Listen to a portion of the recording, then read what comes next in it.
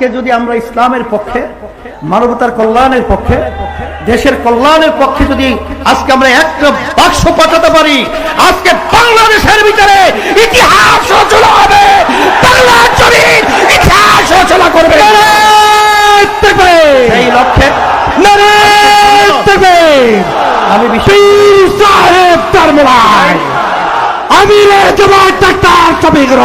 বলছিলাম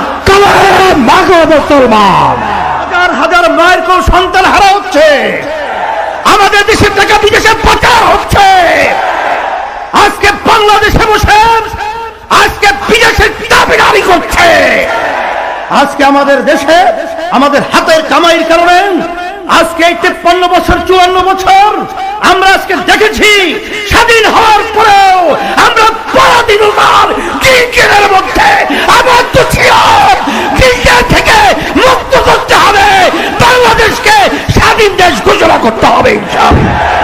তারপরে তার দালালেরা, আমি সকলকে উদাত্ত দালালেরা আজকে আমরা আমাদের আজকে প্রতিজ্ঞাবদ্ধ হতো, আজকে আমরা সবাই একাত্রিত এক গলায় আওয়াজ তুলতে হবে, চাঁদাবাজদের জায়গা বাংলার জমিনে হবে না, খুনিদের জায়গা বাংলার জমিনে হবে না, মানবতা বিরোধীদের জায়গা বাংলার জমিনে হবে না ইনশাআল্লাহ। উপস্থিতি আমাদের আজকের এই জাতীয় প্রতিনিধি সমাবেশ শেষ পর্যায়ে এসেছে। তীব্র গরমের মধ্যে আপনারা কষ্ট করে যে জাতীয় নেতার বক্তব্য শোনার জন্য অপেক্ষা করছেন, আপনাদের সামনে সেই জাতীয় দুই বীর কিছুক্ষণের মধ্যেই বক্তব্য রাখবেন। সংগ্রামী সুধীমণ্ডলী, আপনারা জানেন চরমনাইয়ের পীর সাহেব কেবলা শুধুমাত্র খানকার পীর নয়, একদিকে তিনি খানকার পীর, আরেকদিকে তিনি রাজপথের পীর, ঠিক কিনা বলেন? এ পর্যায়ে আপনাদের সামনে বক্তব্য নিয়ে আসছেন সৈয়দ মুফতি মোহাম্মদ রেজাউল করিম পীর সাহেব, চরমনাই আমির ইসলামী আন্দোলন বাংলাদেশ। নারে তাকবীর, নারে তাকবীর। পীর সাহেব চরমনাই, পীর সাহেব চরমনাই। আমিরে জামাত ডাক্তার শফিকুর রহমান, আমিরুল মুসলিম হযরত মেসাবাদী হুজুর। নারে তাকবীর। আসসালামু আলাইকুম ওয়া রাহমাতুল্লাহি ওয়া বারাকাতুহু। আলহামদুলিল্লাহি ওয়া কাফা ওয়া সালামুন আলা ইবাদিহিল্লাযীনা ইসতাফা, আম্মা বা'দ। ফাআউযু বিল্লাহি মিনাশ শাইতানির রাজীম। বিসমিল্লাহির রাহমানির রাহিম। কুল ইন্না সালাতি ওয়া নুসুকি ওয়া মাহইয়ায়া ওয়া মামাতি লিল্লাহি রাব্বিল আলামিন। সাদাকাল্লাহুল আলিয়্যুল আযীম। সবাই দুরূদ শরীফ পড়ি। আল্লাহুম্মা সাল্লি আলা সাইয়্যিদিনা ওয়া হাবিবিনা ওয়া মাওলানা মুহাম্মদ সাল্লাল্লাহু আলাইহি ওয়া আলা আলিহি ওয়া আসহাবিহি ওয়া বারাক ওয়া সাল্লাম। প্রতিনিধি সম্মেলনের সম্মানিত সভাপতি, মঞ্চে সম্মানিত ওলামায়ে কেরাম সহ বিভিন্ন জাতীয় নেতৃবৃন্দ, সামনে উপস্থিত রয়েছেন ইসলাম প্রেমিক, দেশপ্রেমিক আমার ভাইরা। কথা বেশি লম্বা চওড়া না, সংক্ষেপ বলছি।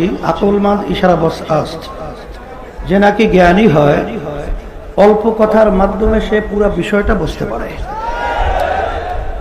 আমি আপনাদের সামনে আয়াত শরীফ তেলাওয়াত করেছি। রব্বুল আলামিন বলেছেন, হে নবী আপনি বলে দেন আমাদের সমস্ত কার্যক্রমগুলো নামাজ সহ দেশ পরিচালনাই বলেন একমাত্র আল্লাহকে রাজি খুশির জন্যই হবে। যদি আজকে আমাদের বক্তব্যের সাথে ভিতরটা এক থাকতো, তাহলে এই দেশটা একটা স্বর্ণের দেশে পরিণত হতো। কিন্তু আমরা যখন স্টেজে বক্তব্য রাখি তখন সুন্দর সুন্দর কথা বলি, কিন্তু ভিতরে কিন্তু তিক্ততা, ভিতরে কিন্তু অসুন্দর এবং মুনাফিকি চলে। এটা আমাদেরকে পরিবর্তন করতে হবে। যদি এটা আমরা করতে পারি, আমাদের সুযোগ এসেছে 2024 5ই আগস্টের পরে এই দেশ গঠন করা এবং মানবতা মুক্তি পাওয়া এবং বিশেষ করে বিদেশি তাবেদার থেকে এই দেশকে মুক্তি করার একটা সুবর্ণ সুযোগ এসেছে। আমি বিশেষ করে আমার ভাই কারণ কায়েস সাহেবুর রহমাতুল্লাহি আলাইহি ইন্তেকালের পরে আমরা এখানে এসেছিলাম, তখন আমার ছোট ভাই মুফতি ফয়জুল করিম বলেছিলেন যে আমার ভাই তো আর কোনো ভাই নাই, তা আমরা তার সঙ্গে ভাই হিসাবে আজকে ঘোষণা করছি। সেই সুবাদী আবার সেই নেশারাবাদে এসেছি। আজকে আপনাদের উদ্বেগ উদ্দীপনা, আপনাদের আন্তরিকতা এবং তার যে প্রচেষ্টা, এটা দেখার পরে আমাদের মনোবল আল্লাহর রহমতে আরো বেড়ে গেছে। আর সবসময় একটা কথা মনে রাখতে হবে, জাতীয় নেতৃবৃন্দ স্টেজে আছে, আলহামদুলিল্লাহ আমি সকলকে আমাকে সহ আমি বলবো যে আমরা এই দেশের সন্তান, আর ইমানের একটা অংশ হলো দেশের আন্তরিকতা, মোহাব্বত। এটা আমাদের ভিতরে যদি থাকে তাহলে আমার মন বলছে যে সারা দেশে আমি সফর করার পরে আমি যেটা দেখেছি, আজকে মানুষ অধীর আগ্রহে দিন রাত্র সময় মিনিট সেকেন্ড অপেক্ষা করছে। যদি আমরা ইসলামের পক্ষে, মানবতার কল্যাণের পক্ষে, দেশের কল্যাণের পক্ষে যদি আজকে আমরা একটা বাক্স পাঠাতে পারি, আজকে বাংলাদেশের ভিতরে ইতিহাস রচনা হবে, বাংলার জমিন ইতিহাস রচনা করবে। এই লক্ষ্যে